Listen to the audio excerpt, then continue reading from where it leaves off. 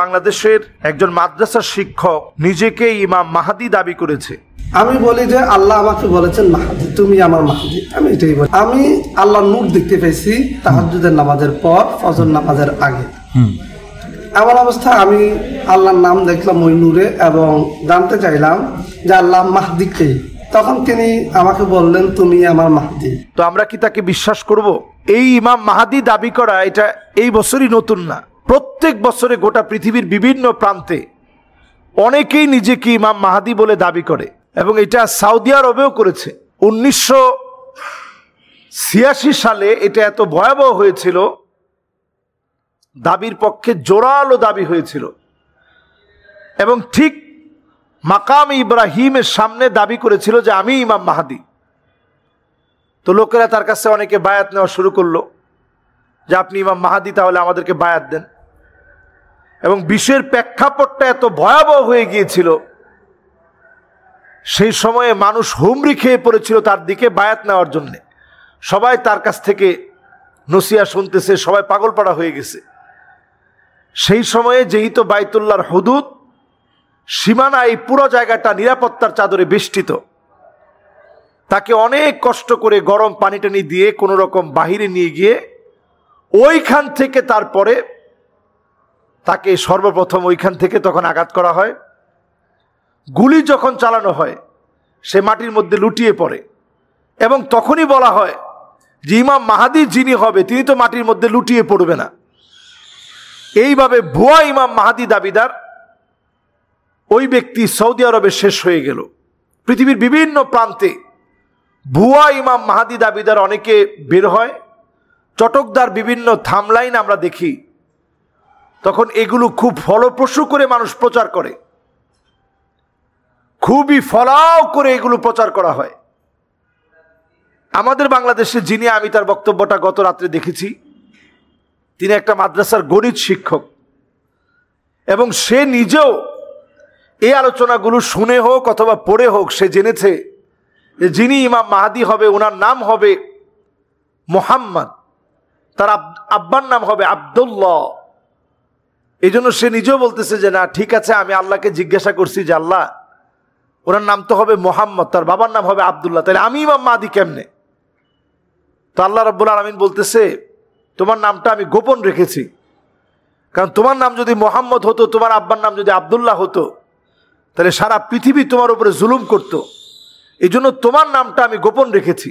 আমি প্রশ্ন করলাম যে আল্লাহ, যদি আমি আপনার মাহদি হই তাহলে রাসূলুল্লাহ মুহাম্মদ সাল্লাল্লাহু আলাইহি সাল্লামের হাদিস অনুযায়ী আমার নাম তো রসুলের নামের মতো না, আমার পিতার নাম, আমার মাতার নাম রসুলের পিতা এবং মাতার মতো নয়।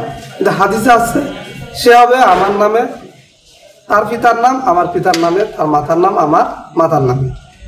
তখন আল্লাহ আমাকে বললেন, এটা ছিল আমার একটা কৌশল, যদি আমি সেই দিন তোমার প্রকৃত পরিচয় জানাই দিতাম তাহলে তারা তোমার প্রতি জুলুম করত। চিন্তা করেন কি ভয়াবহ ষড়যন্ত্র। আবার এমনও হতে পারে লোকটা মানসিকভাবে অসুস্থ, এটা হইতেই পারে। কোনো বেকারগ্রস্ত লোক, মানসিকভাবে অসুস্থ কোনো লোক, এইরকম কোনো লোককে আমরা ইমাম মাহাদি বানিয়ে দিলাম কিনা, এটাও এখন বোঝার সময়, চিন্তা করার সময়। ইমাম মাহাদি কে হবে? ইমাম মাহাদি হবে ওই ব্যক্তি, সে নিজেও জানবে না যে তিনি ইমাম মাহাদি। তিনি ইউসলিহুল্লাহু লাহু লাইলাতান ওয়াহিদা, এক রাত্রির ভিতরে আল্লাহ রাব্বুল আলামিন ইমাম মাহাদি আলাইহিস সালাতু ওয়াস সালামকে আল্লাহ তাআলা বিজয় দান করবেন এক রাত্রির ভিতরে। এটা তো আল্লাহর ফয়সালা, আল্লাহ কাকে বিজয় দিবেন, কিভাবে দিবেন, এটা আল্লাহ তাআলা ভালো জানেন। আল্লাহ তাআলা এক রাত্রির ভিতরে বিজয় দিবেন এবং আল্লাহ রাব্বুল আলামিন ইমাম মাহাদি যিনি হবেন তাকে কেউ আঘাত করতে আসলে মাটি তাকে গিলে খেয়ে ফেলবে, মাটি তাকে গিলে খেয়ে ফেলবে। তো যিনি এখন ইমাম মাহাদি দাবি করেছে অলরেডি তাকে অ্যারেস্ট করা হয়েছে। দেখবেন অ্যারেস্ট করে যখন বের হবে অনেকেই তখন চিন্তা করবেন যে ইনি আসলে ইমাম মাহাদি, এই জন্য ওনাকে অ্যারেস্ট করা হয়েছে, ওনার উপর জুলুম করা হয়েছে। কিন্তু সত্যিকার অর্থে এটি চরম একটা মিথ্যাচার। ইমাম মাহাদি যিনি হবে ওনার কপালটা হবে বড় কপালওয়ালা। আমি লোকটাকে দেখছি, উনি কোনো বড় কপাল ওনার দেখা যায় না। ইমাম মাহাদি যিনি হবে ওনার নাকটা থাকবে লম্বা নাক ওয়ালা। ইমাম মাহাদি যিনি হবে আজলাল জাবিহা, বড় কপাল থাকবে, নাক থাকবে লম্বা নাক, চেহারা থাকবে দেখার মতো চেহারা। উনি খুব বেশি সাদাও হবেন না, আবার একেবারে কালো হবেন না। আমাদের শরীরের যে কালার এরকম মাঝামাঝি একটা কালারের হবেন তিনি। উনি মাকাম ইব্রাহিমের সামনে যখন দাঁড়ানো থাকবে, পাগড়ি পরিহিত অবস্থায় থাকবে, লোকেরা দেখেই বুঝবে ইনি ইমাম মাহাদি। লোকেরা বলবে আপনি আমাদেরকে বায়াত দেন। তিনি বলবেন কিসের বায়াত? বায়াত দিতে যদি আপনি না চান, প্রয়োজনে আপনাকে আঘাত করব, তারপরেও মুসলমানদেরকে উদ্ধার করার জন্য বায়াত না নিয়ে যাব না। ইমাম মাহাদি আলাইহিস সালাম তখন মদিনা থেকে পালায়া মক্কায় চলে আসবেন। পৃথিবীর পরিস্থিতি এত ভয়াবহ হবে।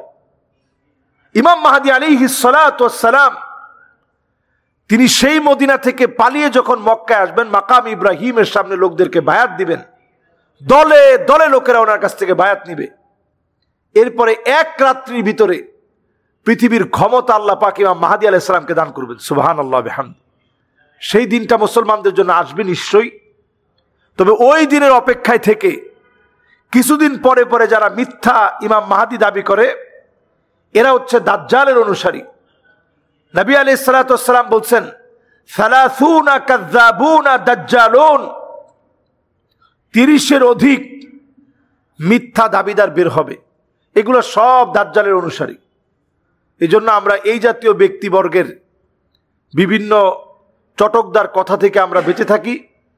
এবং দেখবেন পাকিস্তানেও একজন নিজেকে ইমাম মাহাদি দাবি করে নাই, মোহাম্মদ কাসেম তার নাম, কিন্তু মানুষ ওনাকে ইমাম মাহাদি বলে মনে করে।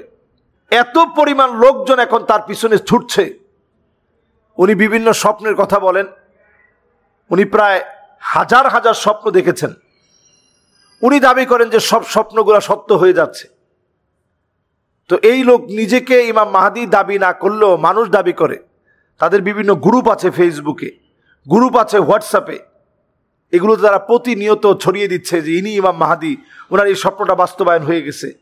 আমরাও তো মাহফিলে হাদিস থেকে কত কথা বলেছি যে কথাগুলো সত্য হয়ে গেছে, তাই বলে কি আমি ইমাম মাহাদি? এগুলো হাদিস থেকে রসুলের ভবিষ্যৎবাণীগুলো আমরা হাদিস থেকে পড়ার পরে আমরা বলেছি। এই জন্য স্বপ্ন শেষ জমানায় একটা গুরুত্বপূর্ণ হাতিয়ার। তাই বলে ইমাম মাহাদি দাবি করে নিজেকে আপনি পণ্ডিত হিসাবে উপস্থাপন করবেন, এটা আল্লাহর গজবের জন্য যথেষ্ট। মাআযাল্লাহ, আল্লাহ তাআলা আমাদেরকে মাফ করুক। এই জাতীয় ফিতনাবাজদের থেকে আল্লাহ তাআলা আমাদেরকে হেফাজত করুক।